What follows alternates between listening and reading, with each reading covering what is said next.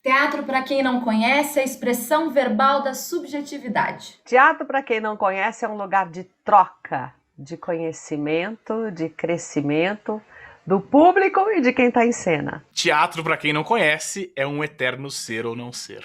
E é com esta frase shakespeariana que a gente inicia o nosso podcast, bem temático, com essa mestre, porque eu chamo de mestre, para mim é mestre. Então, com essa mestre, atriz, professora maravilhosa, que eu tanto admiro e que já esteve praticamente em todas as mídias que a gente pode imaginar como atriz e agora como professora.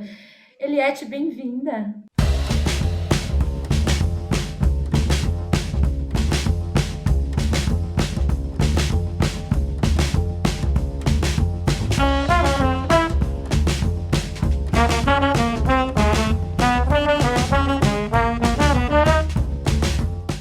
Muito obrigada, Ivan, Natália, pelo convite. Estou muito contente de falar daquilo que eu mais amo na minha vida, que foi transformador desde que surgiu há 35 anos da minha vida e continua me fazendo feliz, muito feliz, até mesmo nesse momento que nós vivemos. Exatamente. Eu acho que, inclusive, a nossa felicidade não estaria completa se a gente estivesse sem ele nesse momento, da forma que fosse, né?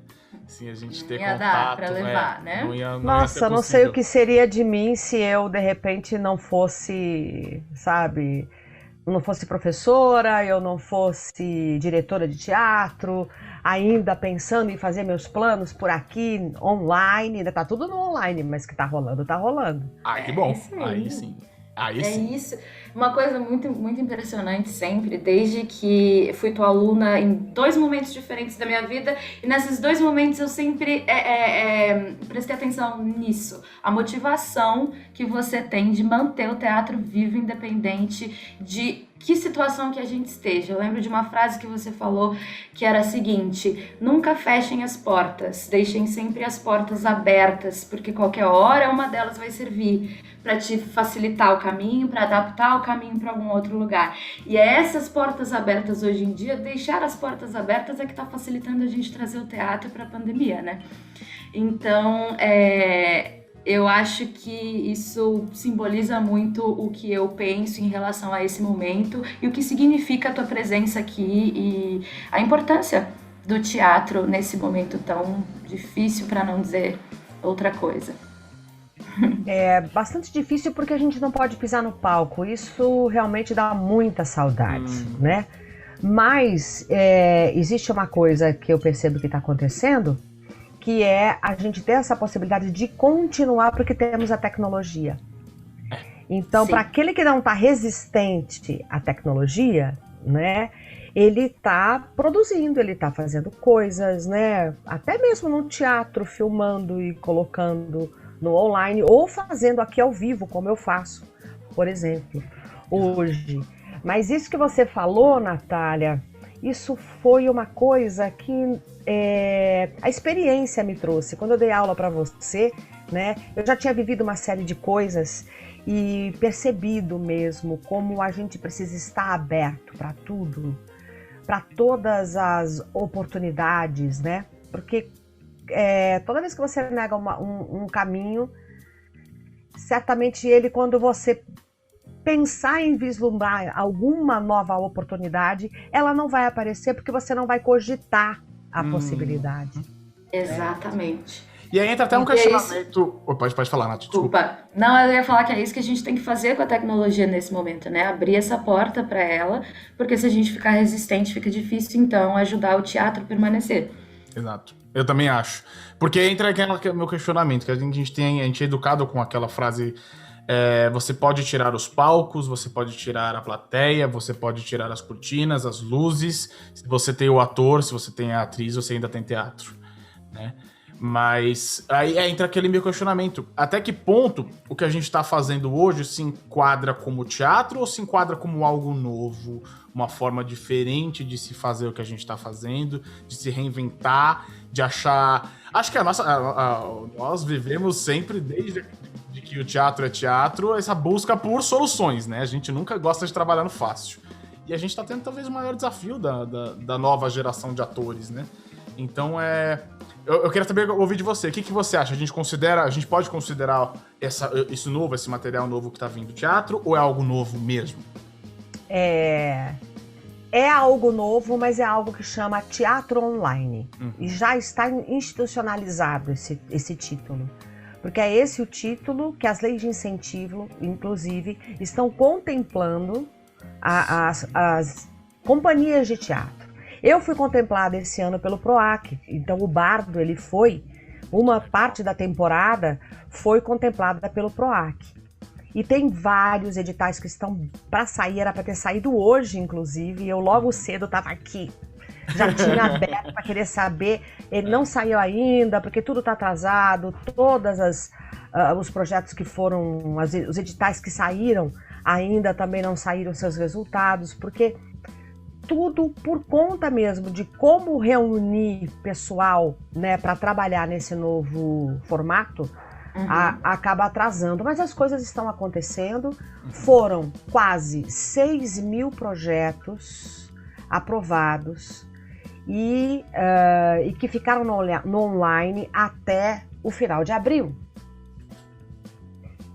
Então, é algo que, de repente, antes nunca tinha acontecido, né? Sim. Porque o número de projetos aprovados é sempre um número muito pequeno para o número de inscritos, né? Geralmente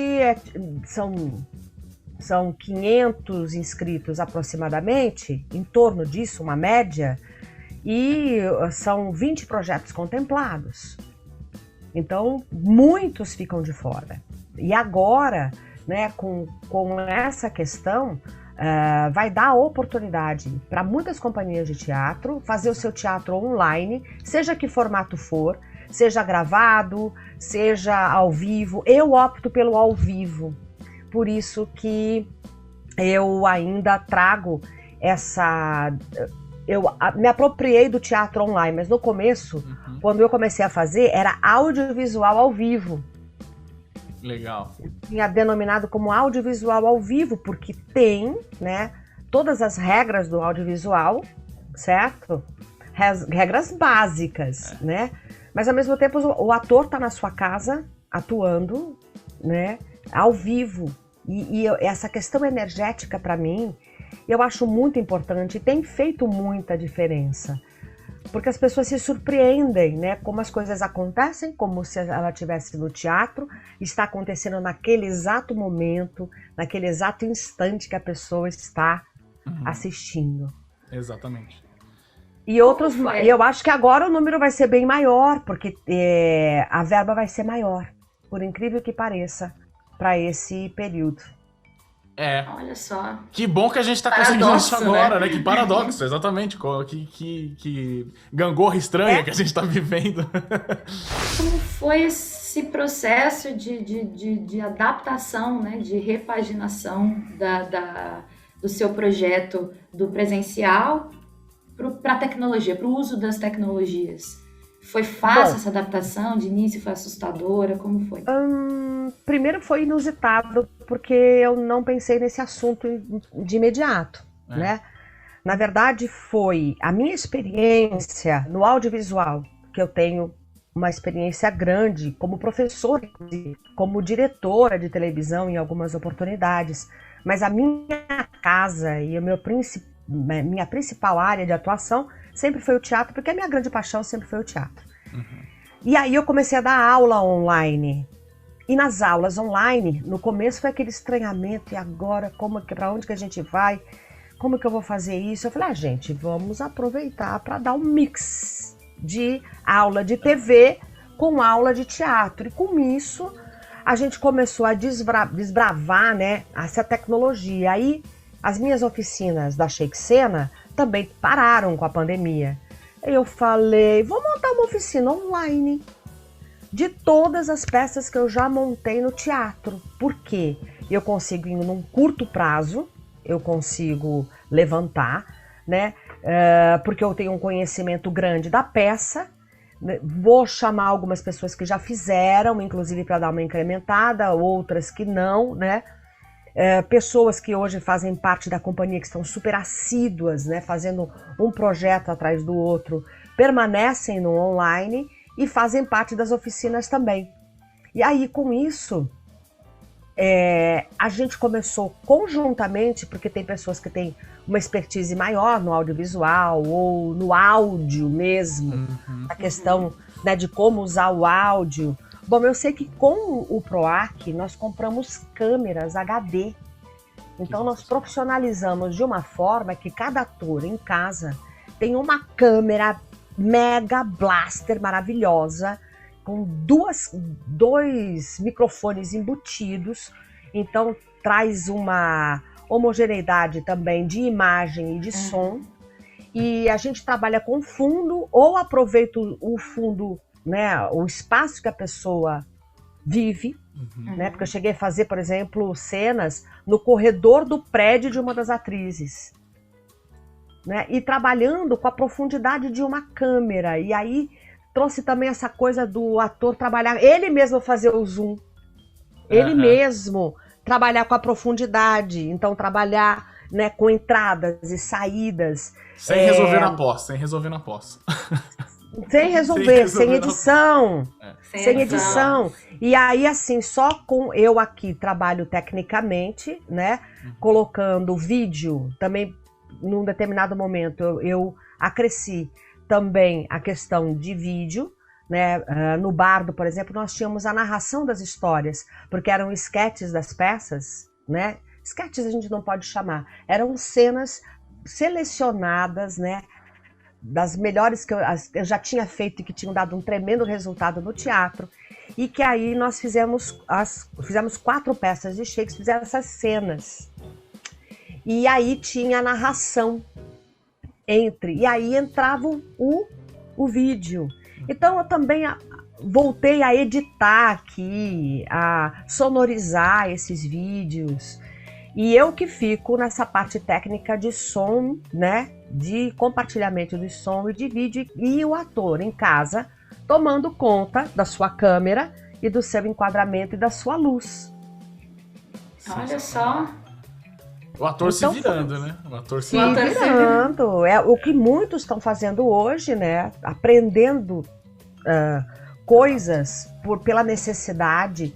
E uma coisa que eu observo desse processo todo, tanto para alunos quanto para o meu trabalho da companhia, é a independência que todos esses atores estão ganhando.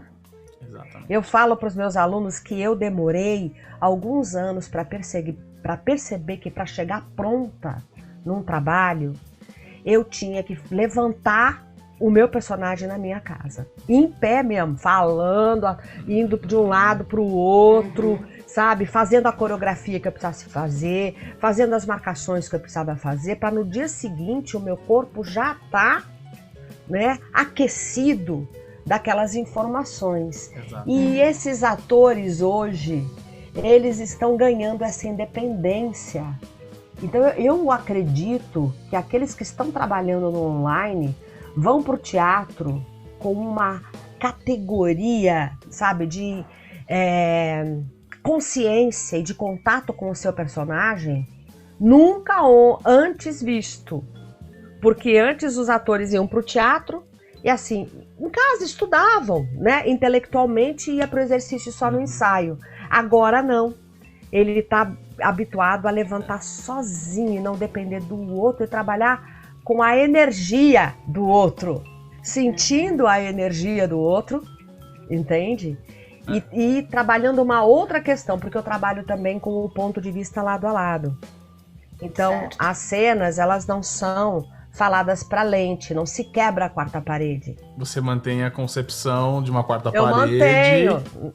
Isso eu acho genial ter essa sacada, sinceramente. Porque tem essa coisa da área de câmera, entende? Então, o ator contracena aqui, né? E fala, e aí? Você continua trabalhando esses 3 quartos, continua trabalhando esse lugar onde um contracena com o outro, você tem a nítida sensação que eles estão no mesmo espaço. Principalmente quando a gente une também o background, né? O pano de fundo.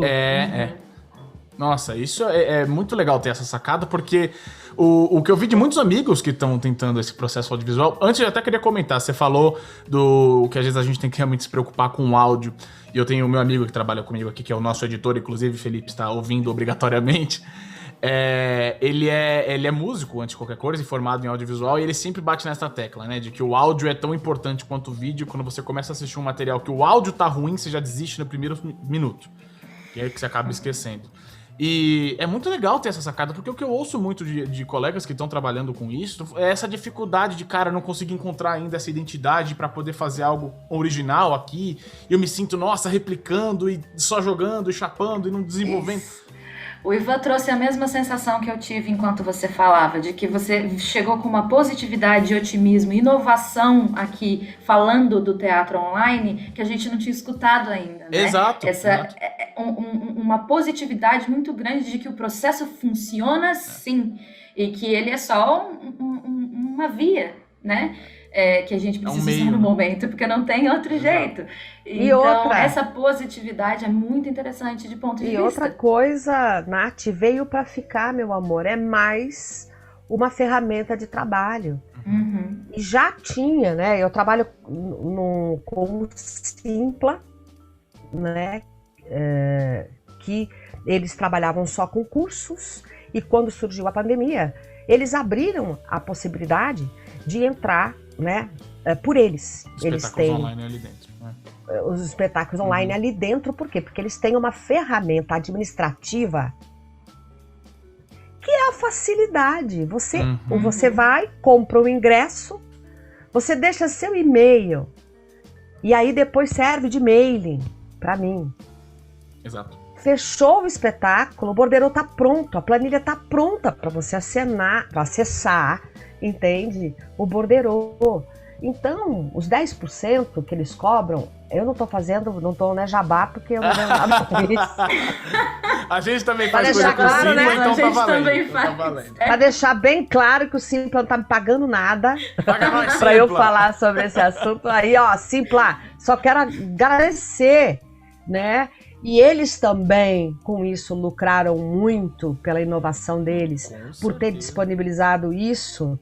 E eu cheguei a ver mais de 60 espetáculos em cartaz. No Simpla, agora nem sei, porque eu nem fui contar, entendeu? Mas é algo que veio para ficar. Porque o Sátiros, por exemplo, que recebia no máximo 100 pessoas no teatro deles, agora eles recebem de 300 a 1.000 do mundo inteiro. Né, e Sátiros, né? É um nome que, assim, a gente deveria guardar no coração, realmente. A pandemia vai parar, tudo, mas essa questão do online vai ser uma categoria que vai continuar. A gente usou o Simpla, a gente tem uma escola de teatro aqui, né? E a gente usou o Simpla para aproveitar para colocar uma professora, que eu não vou dizer que nome que é, para dar uns workshops aqui de teatro especificamente. E a gente teve um resultado bem legal, tanto com a história do teatro, quanto com um workshop exclusivo de Stannis, né? A gente fez... a professora em questão é a Nath mesmo, tá? A Nath foi uma boa aluna. E hoje é uma professora excelente, que bate muito na tecla de outra coisa que você falou, que é a independência do ator. Eu achei ótimo o termo, porque às vezes a gente pensa na individualidade...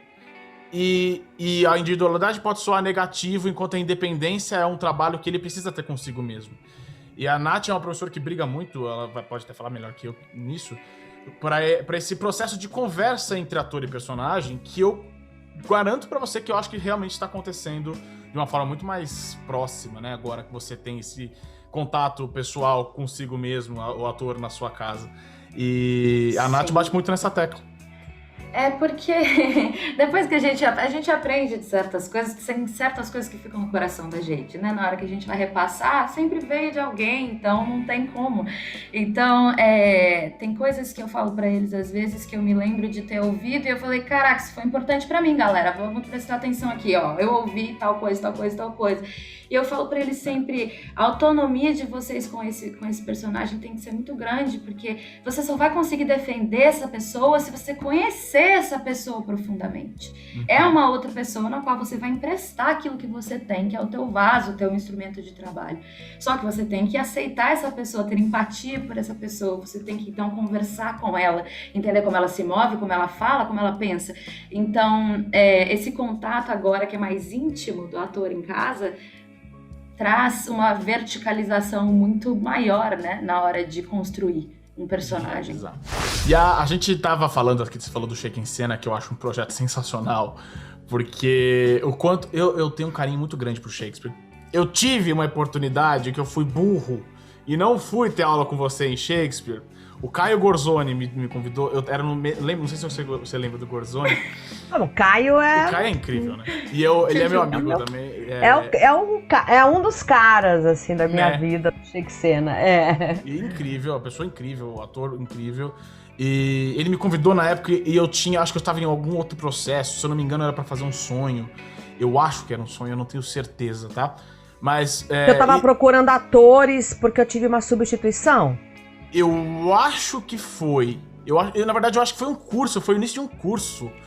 Mas eu lembro que tinha esse quesito. Eu lembro que tinha esse quesito da substituição também. Ou então eu vi depois e misturei as duas informações. Foi depois, porque a oficina começou no início do ano, nós estreamos e ficamos 5 meses em cartaz. E no meio do caminho tiveram algumas pessoas que tiveram que sair. É inevitável, acontece. Inevitável. E eu tive depois um contato, eu me formei inclusive no Wolf mesmo, montando um Sonho de uma Noite de Verão com o Paulo Marcos como diretor. E foi uma experiência incrível. E depois eu saí do Wolf e quis fazer, depois que eu já estava começando a dar aula, já comecei a dirigir, falei, eu quero tentar eu me divertir fazendo um sonho, dirigindo um sonho. E no meio do processo eu me liguei e falei, cara, quanto fez falta uma aula da Eliette, pelo tanto que me falam que esta mulher conhece Shakespeare e aprofunda assim Shakespeare. E eu queria saber da sua parte, o que te fez? Foi Shakespeare que chegou em você? Foi você que chegou a Shakespeare? Como foi? Foi o Shakespeare que chegou a mim. E ele chegou agora na pandemia também, que eu vou contar pra vocês. Mas eu fui uma das primeiras professoras de uma escola que chamava-se Globe aqui e que está fechada, hoje não existe mais. Eu fui uma das primeiras professoras dessa escola e que tinha também como objetivo, né, estudar outros autores também, mas grande parte Shakespeare. E foi lá, né, que eu conheci pessoas, né, que eram muito apaixonadas, como o Marcos Daudi, por exemplo. Aí depois, na mesma época, eu conheci o Fernando Nuno.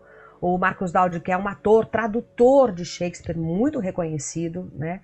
E é meu grande amigo de 30 anos, desde a época do CPT. E no primeiro ano do Globe, ele falou o seguinte, tem o aniversário do Shakespeare agora, 23 de abril. Eu falei, olha que legal. Vai ter nós vamos fazer uma grande comemoração aqui, com várias coisas, e várias atividades, entendeu? Shakespearianas. E é o seguinte, tem uma palestra para ser dada aqui. Opa, que legal, Daudi. Você que vai dar, né? Ele falou, não, você. Toma o chabu. Eu falei, oi? Te vira. Ele era o coordenador pedagógico da escola. Eu falei, não, você tá brincando comigo, né? Não tem condição, não. Você acha que eu tenho condição? Sei nada. Pelo amor de Deus. Ele falou, não, ó, Cigarini My Angel, que é como ele me chama. Cigarini My Angel é o seguinte. Sensacional o apelido, inclusive. Eu não gosto disso. Ele é todo metódico, Daudi, né? Ele falou, eu vou sentar com você numa sala, eu vou te contar tudo sobre ele, eu vou te dar uns livros para você estudar e você monta a palestra. Eu falei, tá bom. Desafio aceito. Em quanto tempo você teve que montar? Foi um mês. Um mês. É pouco, mas né, pelo menos deu não, pra Shakespeare foi muito pouco, né? E quando eu dei essa minha primeira palestra, um outro mestre, grande amigo, sentou na primeira fileira, que foi o Fernando Nuno, que foi a tradução do Sonho de uma Noite de Verão que eu usei quando eu montei lá em 2016. Bom, de lá pra cá foi uma paixão ininterrupta, né? Um estudo após o outro. Em 2009, eu comecei a nutrir essa vontade de conhecer mais sobre ele. Eu fui para Londres, aí fui conhecer o Globe, fui conhecer a cidade natal dele, né? A Stratford-upon-Avon. Exatamente. E uma cidade maravilhosa, foi um grande contato espiritual, até eu posso dizer, né? Foi uma viagem que eu fiz sozinha, eu não fui com ninguém. Que delícia. Eu tive a mesma experiência. E não tem nada igual. Tem uma coisa tem. que eu amo, principalmente para lugares desconhecidos, né? Que vai ser uma aventura. E foi um mês inteiro que eu fiquei na Europa e foi bacana também de eu encontrar pessoas lá, né? Procurar essas pessoas, foi algo muito, muito prazeroso. Bom, a vida correndo, né? Várias coisas acontecendo na minha carreira, sempre na televisão, no teatro e estudando Shakespeare ao mesmo tempo.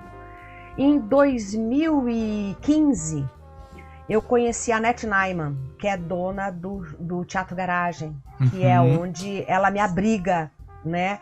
Onde ela compartilha comigo o espaço como sede. Ela me cedeu esta maravilha de eu poder dizer que a sede da Shakespeare é lá, como a sede de tudo aquilo que ela faz nos trabalhos dela, né? Então, uma grande irmã, nossa, uma grande parceira mesmo. Ela me convidou para eu dar um curso lá. E eu falei, quando eu cheguei no garagem, eu falei, gente, isso aqui tem cara de Shakespeare, é o primeiro curso que eu vou dar, né? Vou fazer Romeu e Julieta. Por conta de uma varanda que ela tem que parecia o balcão, né? A gente não pode ver uma varanda, né? A gente não pode ver uma varanda que a gente já leva da cena do balcão do Romeu e Julieta. Eu sei que de lá pra cá, nesses anos todos, né? Contando agora no online, já foram 11 peças encenadas, tanto no presencial quanto no online. E profissionalmente 3, que foi Romeu e Julieta, Sonho de uma Noite de Verão, e o Noite de Reis, que estava com uma temporada fechada no Comune, de 3 meses de temporada, e estreamos no dia 14 de março de 2020. Ai, não. Ai, caramba. Ai, meu Deus. No dia 16 de março, fechou tudo geral. A gente ainda foi comemorar a estreia no dia 15, no domingo, no Planetas. O Deu elenco tempo. inteiro. Deu tempo, a gente ainda falou, o que vai dar nisso? O que vai dar isso aqui? Sei lá, né? Eu falei, gente, o negócio tá complicado, tô achando que vai fechar tudo e tô achando que a gente vai parar. Primeira coisa, intuição que eu tive, acho que a gente vai dar um tempo.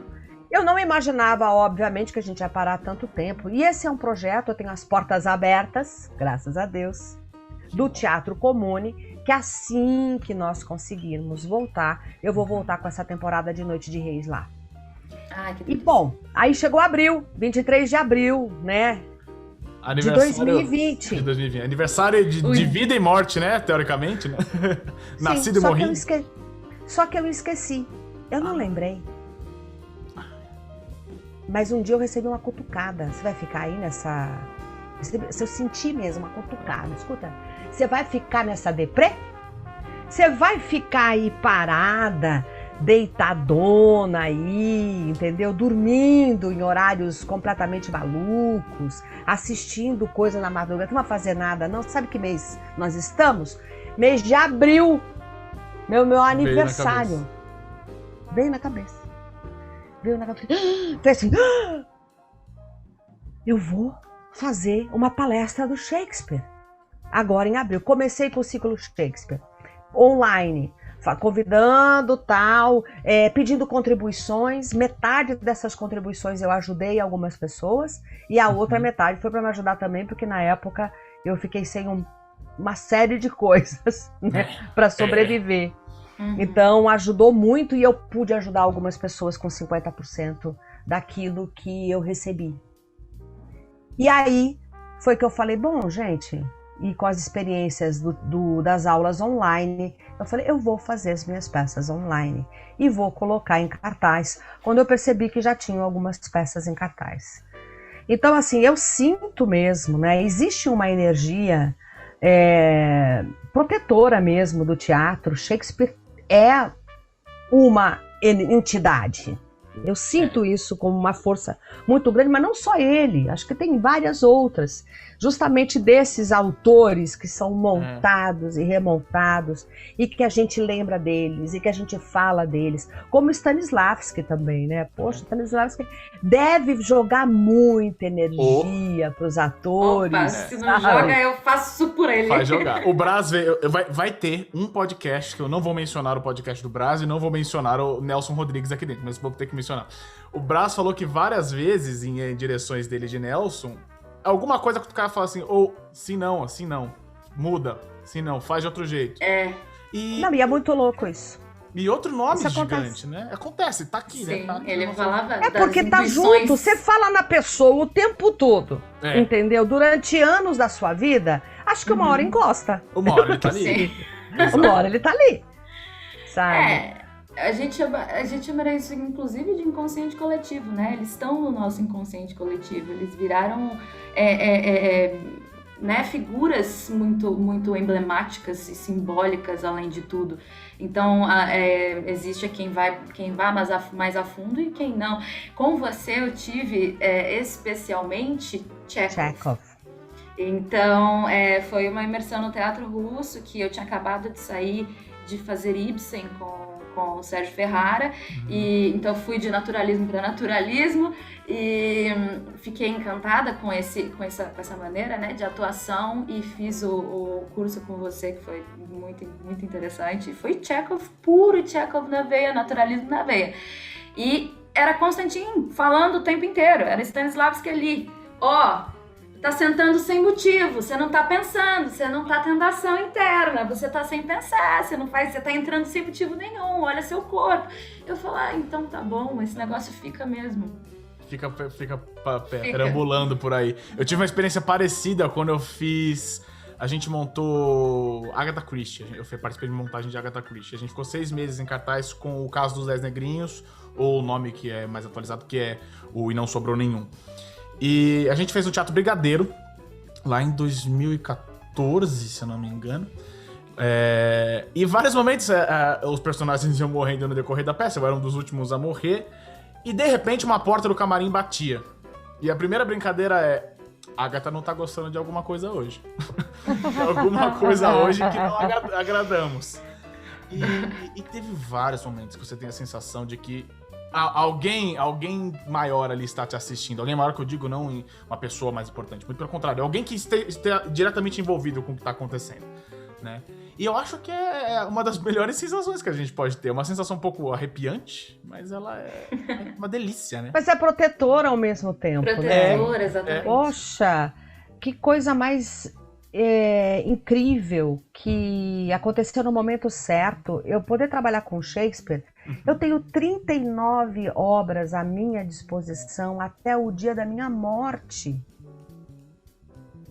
Exato. Até o dia do meu último suspiro para trabalhar. Você pode trabalhar à vontade.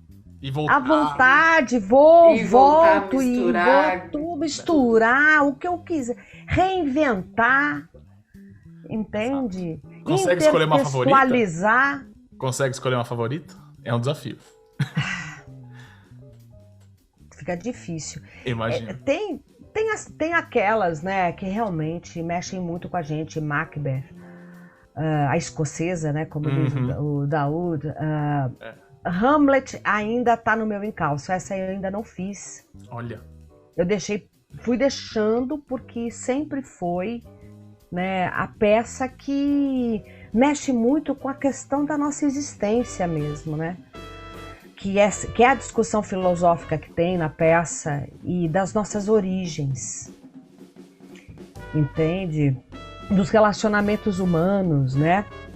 Os relacionamentos vis, né? Até que ponto que o ser humano pode chegar. Exato. Então, eu acho que tem essa questão, né? O Hamlet eu gosto muito, mas eu sou muito apaixonada por todas as peças que eu fiz. Porque todas elas eu consigo ver, né, algo muito especial. E tem ainda um mundo a ser desbravado. De 39 eu fiz 11. Nessa época do online, né, eu poder revisitar aquilo que eu fiz no teatro para trazer a linguagem para cá, eu falo, meu Deus, eu sou muito agradecida. Sou muito, muito agradecida mesmo, sabe? Disso ter acontecido há 5 anos. Com que objetivo também? O meu objetivo era ter uma companhia para fazer história. Porque eu já sabia isso há alguns anos, que uma companhia sem história, ela não pode concorrer a nada. Ela não tem chance de concorrer a nenhum subsídio. Não tem como. Porque é só assim que eles podem contemplar. Então eu falei, eu vou começar aos poucos. E daqui 5 anos, eu tenho certeza que eu vou começar a colher os frutos. Tá vendo? É essa energia aí que eu tô falando, Ivan. Não sei lidar. Não sei lidar. É bom essa postura. Tremeu até a mesa. Porque, até, eu vou dizer por questões pessoais mesmo, eu tinha minhas dúvidas, tenho até hoje minhas dúvidas relacionadas ao processo online, algo dentro de mim diz que talvez alguma coisa que eu Ivan, talvez não vá consumir tanto o material online quando o teatro puder voltar, né? Eu sinto uma falta desesperadora tanto de estar na plateia quanto de estar nos palcos. Mas você foi a primeira pessoa a conseguir me fazer ver essa saída, sabe? De ver que, caraca, é um meio, não é a decisão, né? E... eu comentei, eu tenho muitos amigos que estão tanto desacreditados com a história, mas por a gente realmente estar em casa, tempos difíceis, peso na cabeça, sabe? Não dá pra gente levar também de uma forma saudável. Mas se a gente ficar batendo no martelo da negatividade, a gente vai continuar aí até passar a pandemia, continua mundo normal, a gente continua na negatividade. Então é botar a bola pra frente e fazer da forma que a gente conseguir fazer, porque é o que temos que fazer agora. Eu acho assim, sabe? Você tá lá, tá numa situação, reclamar nunca leva a lugar nenhum, né? Não. Você não produz nada, você só fica estagnado. Então, você julgar também nunca foi o melhor caminho. Porque você julgar pode cair na sua cara, porque a hora que você olhar e falar assim, puxa vida, desvalorizei aquilo, que pena que eu desvalorizei aquilo. Né? Uhum. E aí hoje, você faz uma peça, você e um ator, ou você sozinho, coloca no Simpla, você chama as pessoas, você está oferecendo o seu trabalho e você vai ganhar por isso.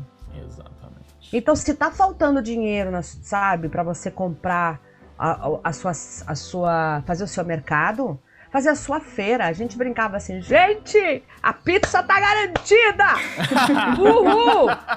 A feira da semana! Uhul! Vai ter fruta na geladeira essa semana. Vai ter fruta! Gente, isto é incrível e ajuda tudo, porque eu percebo que nessa pandemia as pessoas vão passar a valorizar muito mais o pouco ou o muito que elas têm. Uhum. Com certeza. Tem vários estudos acontecendo, eu tinha visto, eu não vou dizer onde, mas eu sei que eu vi estudos a respeito, que questões humanitárias tiveram um crescimento absurdo na pandemia. Né, de preocupação com o próximo, de questões sociais, de movimentos sociais, porque acho que talvez um tapa do mundo aí avisando, pense um pouquinho mais no umbigo do outro, esquece um pouquinho só de olhar pro teu, ajuda o outro, tem gente precisando. E é um pouco disso, né? A gente não faz teatro pra nós mesmos, a gente faz teatro pra ser visto, pra ser lembrado, pra estar ali na frente, fazer nossa arte. E no mínimo, você continua trazendo um aquecimento, você tá trabalhando, né? Em contato com a sua arte e recebendo, não importa o quanto. Não importa o quanto. Exato.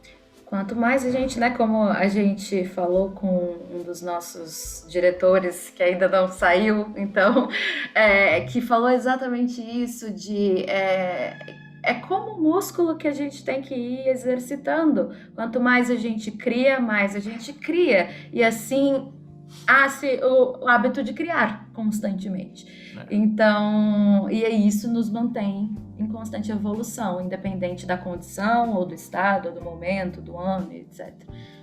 Então, caraca. A Natália tá extasiada. Cara, outra coisa assim, eu sou muito tecnológica, sabe? Isso é legal. Tem gente que pragueja. Tudo. Eu sou do tipo de trocar fio, botar lâmpada, sempre foi. A da tecnologia, eu sou aquariana, então é muito essa questão da tecnologia, a paixão mesmo pela tecnologia. Pela inovação. E uma coisa que eu sou muito grata, gente, já pensou se nessa pandemia nós não tivéssemos nada? Nossa.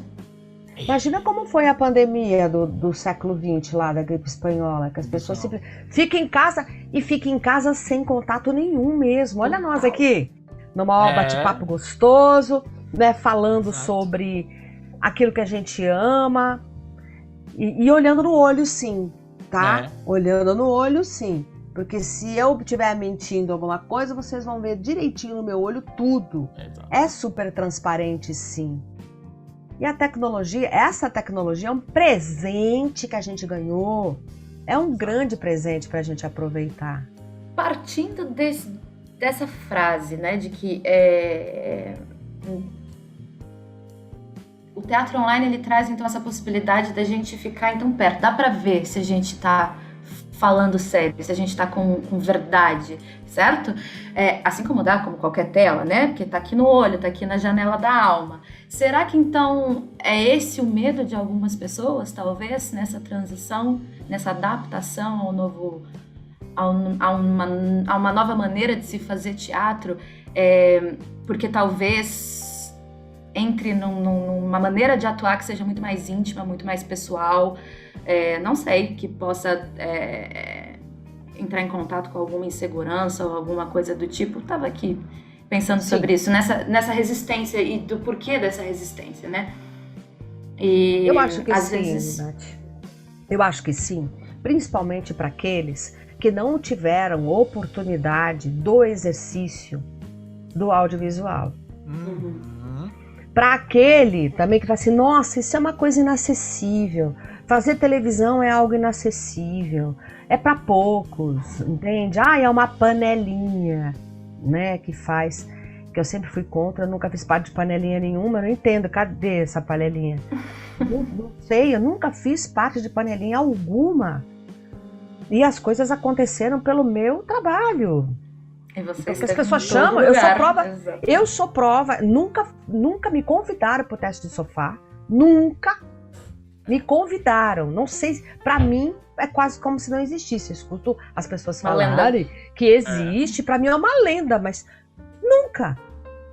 E ao mesmo tempo, né, eu nunca precisei bajular ninguém, foi o meu trabalho, convite, quer fazer? Vem, é tanto, vamos fechar? Vamos, fazia.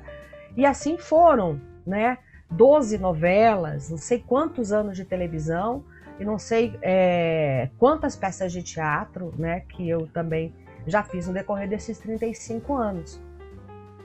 Então eu percebo que tem algumas pessoas que pensam assim, isso é algo inatingível.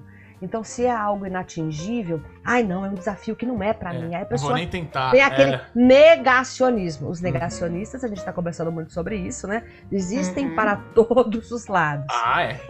E o que acontece com os negacionistas? A gente já sabe, você nega qualquer coisa que você negar, entendeu? Você atrasa o processo. Você falou das histórias das suas com as novelas. E eu queria que você trouxesse um pouquinho até desse assunto pra cá. Porque é legal, né? A gente trouxe muita gente que é muito dessa cabeça, tipo, só faço teatro. A gente trouxe gente que faz TV. E eu queria ouvir... Porque 12 novelas Que currículo! É minha mestre! Lá. Eu queria que você contasse como foi o primeiro contato e o que você sentiu de grande diferença entre uma mídia e outra. Eu comecei a fazer televisão primeiro como apresentadora. Essa foi a minha primeira experiência negacionista que eu vi que não valia a pena, que não deu certo. Porque eu fui uma burra.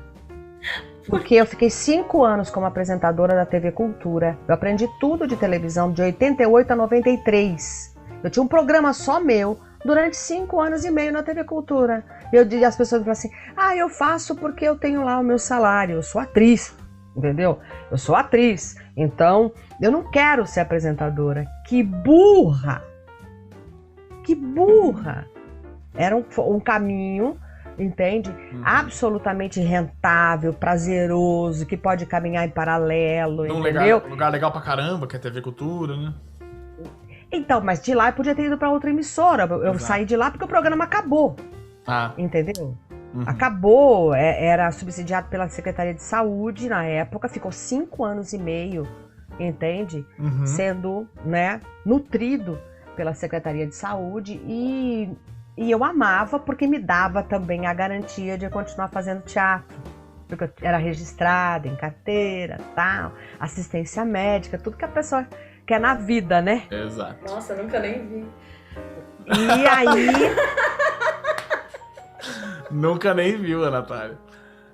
E essa é uma coisa, né, que surgiu, caramba, eu arrisquei a vida profissional em 84, 4 anos depois eu estava contratada da TV Cultura, fazendo teatro com a minha companhia, fazia parte de uma companhia. Olha aí. E fazia, não parava no teatro, de forma alguma, então... Fazendo um parênteses, eu fui pra trás agora porque eu me emocionei. E vou te dizer por quê. Aonde você tocou? Você tocou na TV Cultura. Eu não sei se você sabe, mas uma das coisas que a minha mãe me colocava para assistir quando eu era criança era a TV Cultura, bastante. Minha mãe é educadora e etc. Então a TV Cultura para ela trazia coisas que ela não podia trazer para mim em casa, porque ela passava o dia inteiro trabalhando. E eu ia aprendendo com a TV, ia aprendendo com os livros que ela trazia, etc. E aí ela me colocava para te assistir. Então depois, mais pra frente, eu fui ver quem era você em outra emissora. Aí eu falei, caraca, eu vi ela quando ela era pequena. Daqui a pouco eu entrei numa escola pra fazer teatro e tava lá ela me dando aula. Ai, e aí, meu Deus.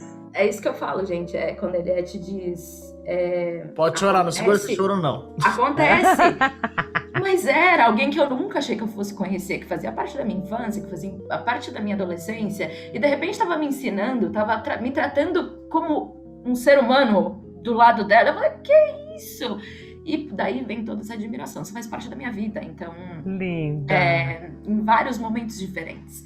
E aí, agora eu vou sair chorando no podcast, Ivan? Vai. Claro que sim. Né?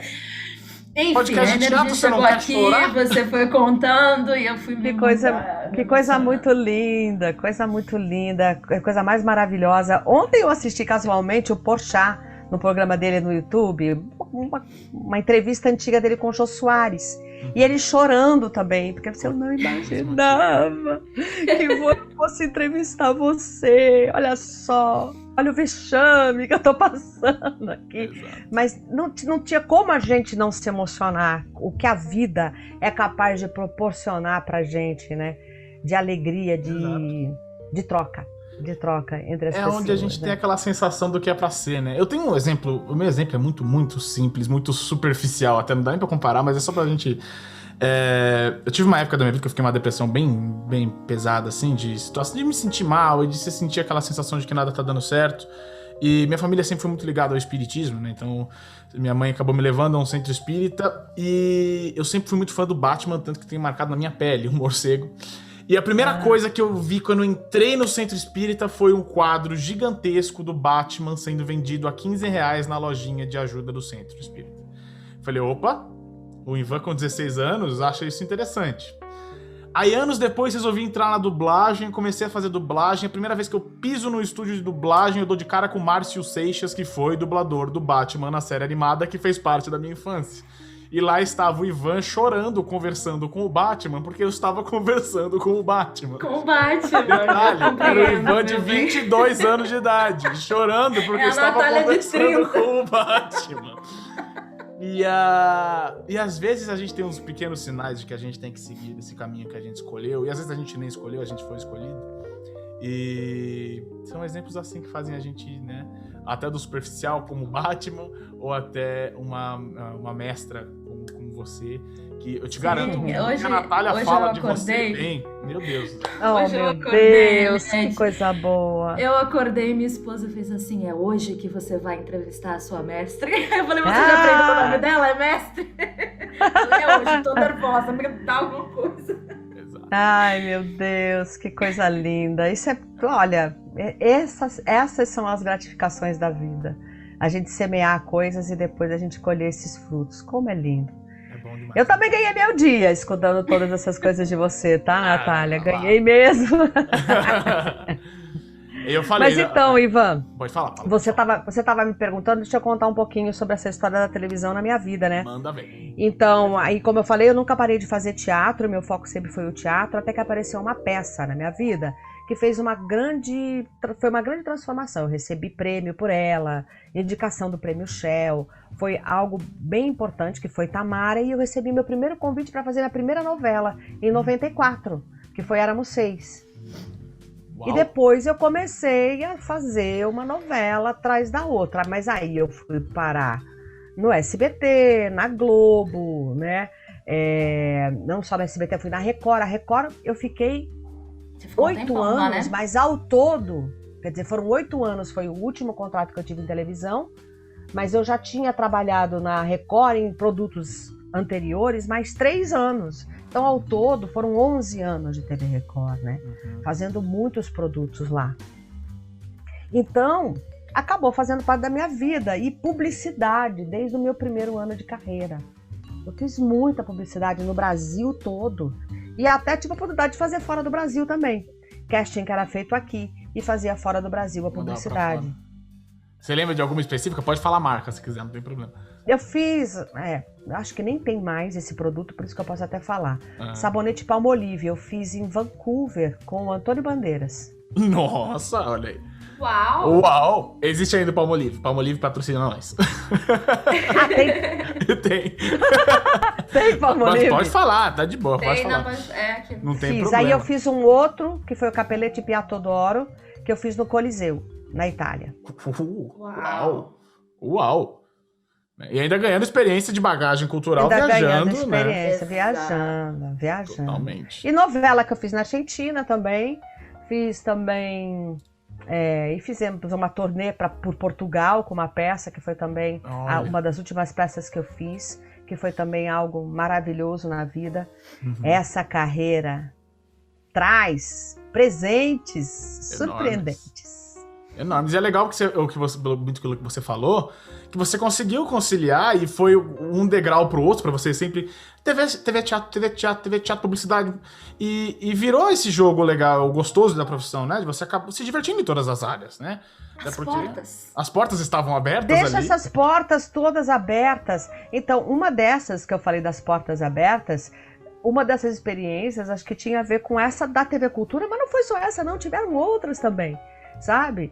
Que eu falei assim, não, de repente não, mas podia ter agregado tudo. Vai tudo agora, ao mesmo tempo já, entende? Aquilo que aparecer vai ser prazeroso? Vai trazer dinheiro para conta bancária? Opa! Vambora. Vamos! A gente não pode esquecer do ideal da profissão. Olha lá, Natália. Respira, Natália.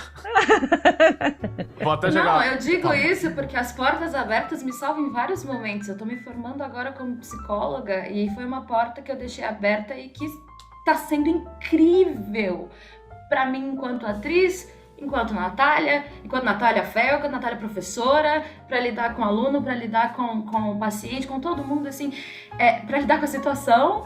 Então, assim, ter entrado no mundo da psicologia, isso me tirou um pouco do teatro, depois o Ivan me puxou de volta, foi um caminho que eu tive que fazer. E aí eu lembro das portas, porque daí eu não ia fechar a porta. Aquela porta estava promissora. E agora eu tô me formando e a porta está sendo promissora. E não parei de fazer teatro por causa disso. Então, a teoria das portas vai sempre funcionar. Vou viver pela teoria das portas. Exato. É que nem aquele ator que fala assim, escuta, você acha que se eu fizer tal coisa vai me queimar? Nada queima, meu bem. Não vai queimar nada. Só tem uma coisa que queima, campanha política. Queima mesmo. É verdade. Queima. Isso não tem jeito. Certo? O resto... a não ser que, então, campanha política faça por ideologia. Porque se você for cancelado, você sabe por que você foi cancelado, porque você vai assumir o que você escolheu. Quais são as maiores diferenças? Eu acho que ser atriz em 84 era uma realidade, claro. E no século XXI, a gente tem aqui tecnologia e tudo que está acontecendo. Independente, da nossa situação, não tem como a gente separar da situação política, mas quais têm sido as diferenças desses dois momentos, desse início e desse momento que também é quase que um início também, né? Porque é uma adaptação ao que a gente tem feito todos esses anos. Então, você veio fazendo um teatro todos esses anos e agora é diferente? Ou é só mais uma aventura? Mudou muita coisa o mercado, né? O mercado de trabalho mudou muito. Antes era um mistério a ser desvendado, que você não sabia para onde ir, não tinha internet. Então hoje, você quer qualquer coisa que você quiser na sua vida, você procura, você se inscreve, você entra lá no RH e você manda o seu currículo, entende? E você fica sabendo as agências de atores, bota lá, agência de atores, blá, blá, blá, vem todas as agências, você procura uma agência boa, vai ter um site bacana, com gente bacana dentro, e que aí você manda o seu material com sabe? Um questionário e com um espaço para mandar o seu material. Se for um site chulé, você já sabe que não é para você Já sabe mandar. identificar. Você já consegue identificar, mas, gente, na época, não tinha nada. Era no boca a boca. Escuta, você sabe de uma agência? Você sabe de uma agência? Entende? E, não sei, as pessoas com medo de indicar, porque não sabia se era uma coisa boa ou não. Gente, era uma labuta muito dura. Entende? Era na época do VHS. Você fazia o teu material em VHS. Levava aquelas fotos mesmo. Eu me lembro de colocar isso tudo dentro de sacola e sair que nem vendedora da Avon. Entende? E ir para agências e falar: oi, tudo bem? Me apresentar, levar meu currículo, levar minha foto, levar o bolachão. Para ela, de repente, ver aquilo que eu já tinha feito. E a questão do mercado streaming também hoje, que eu acho que é algo que descentralizou uma coisa que era muito doloroso para nós, que nós só tínhamos uma emissora de televisão para trabalhar. Durante quase 2 décadas. Monopólio, né? A sensação. Monopólio absoluto. Não tinha concorrência nenhuma. E isso era muito cruel. Eu não estou nem falando pela Globo, né, que a gente já sabe que é a própria. Não estou falando por eles, porque eles faziam. E eles não tinham condição também de absorver o mercado inteiro. A quantidade de coisa, né? Pela quantidade de gente. Então a mudança foi substancial. Está sendo substancial. E outra coisa... Você coloca o seu produto na internet sozinho. Você não depende mais de ninguém. Não depende mais de ninguém. Não tem mais Olha aí. Autonomia não, ó vocês aqui no podcast aqui de vocês. Daqui a pouco vocês estão capitalizando isso, né? Merecidamente. Com o investimento, o retorno é certo. Entendeu? É um investimento, né? Como minha mãe sempre gostou de falar, tudo na vida que você faz com vontade, por bem, é um investimento. Qual é a diferença em ser atriz mulher naquela época e atriz mulher hoje em dia? Existe diferença para você no mercado, enquanto atriz, no seu mundo mesmo? Eu acho que não tem diferença. Acho que não mudou, não. Nada. Porém, há uma mudança no sentido de existe hoje uma lei Maria da Penha, existia algumas leis tácitas, né, morais em relação a isso, discussão sem achar que isso era frescura, que isso era algo que não merecesse relevância. Então, o que mudou para os dias de hoje é essa possibilidade de dizer não é não, né? Essa questão do não é não, gente, é algo que nos anos 80 não se cogitava essa possibilidade. Não tinha conversa, abertura alguma para isso. Então, a única coisa que eu acho que é isso. Mas dizer que mudou mesmo, não. Eu acho que as mulheres continuam ainda com as mesmas dificuldades, com as mesmas limitações, diferenças claras, entendeu? Só que com lugar para correr agora, né? Se caso acontece. Exato. Acho que essa é a maior diferença. Dá pra gritar, Eu acho que até exatamente o que eu ia falar, é isso, porque eu nem queria me colocar na questão, porque é algo muito da pessoal a vocês, né? Eu não tenho como falar a respeito, mas eu concordo com tudo que vocês falaram, porque eu vou até trago de exemplo, minha avó sempre foi muito fã da Hebe. E minha avó comenta como a Hebe nos anos 50, se eu não me engano, foi simplesmente impedida de seguir a profissão porque o marido falou ou a televisão ou eu. E aí você fala, nossa, né, como o mundo era cruel naquela época. E aí você fala, não, isso acontece hoje. Isso ainda vive acontecendo hoje. Sabe? E aí você tem que parar e pensar, não dá pra se manter desta forma. Eu acho que o grito tem que ser ouvido, tem que ser forte, não pode ser silenciado em nenhum momento, e tem que ser muito um assunto que pertence a vocês, e vocês têm que muito falar sobre isso, né? Porque a gente tem que bater nessa tecla, né? Isso tem que parar de acontecer. E é muito chato quando a gente vê acontecer. E que bom que hoje em dia, até puxando um pouco o pano, mas que bom que hoje em dia que a gente até vê homens que apoiam realmente essa causa e que se levantam de algum projeto que tá acontecendo o oposto, sabe? Eu mesmo não aceito ficar em projetos em que eu vejo mulheres sendo subjugadas, em que eu vejo amigos homossexuais sendo subjugados, e pra mim isso é inadmissível. Isso é inadmissível.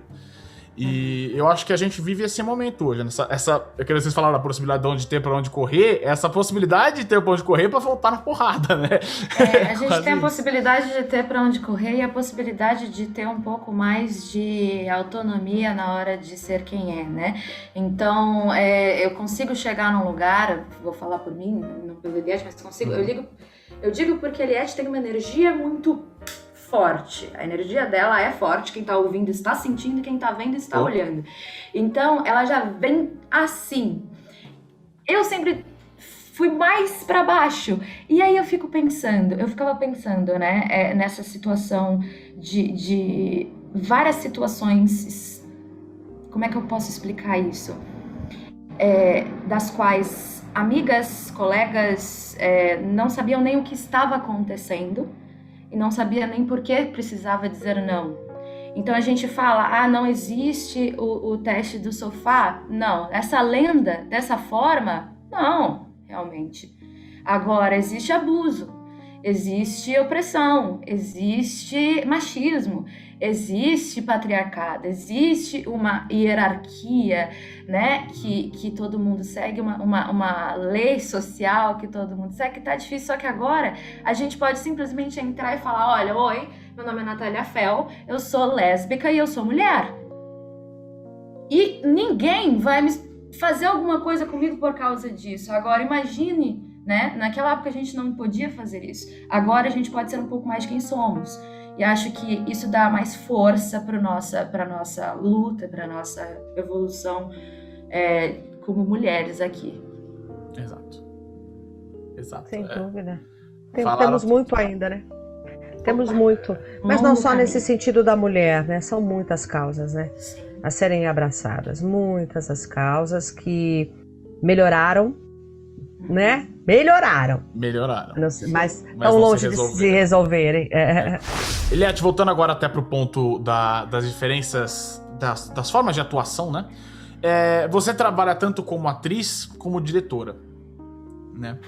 Você até aquela pergunta clichê, né? Você se identifica mais com alguma área? Você acha que, tipo, talvez tenha começado como atriz pra finalmente ter se tornado diretora e, opa, é aqui que eu quero ficar?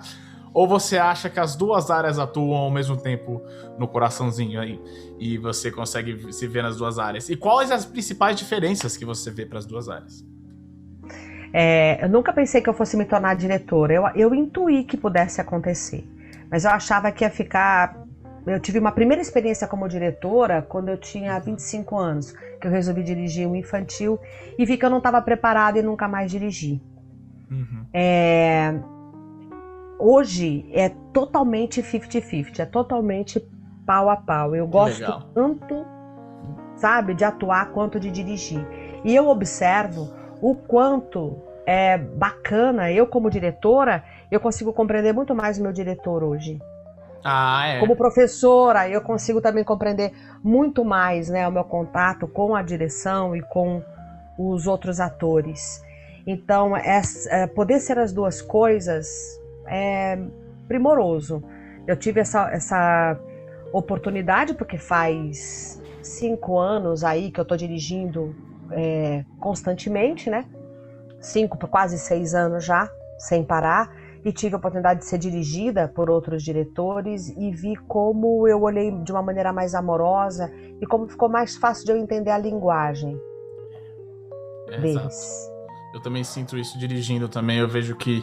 Eu comecei a dirigir ainda, né?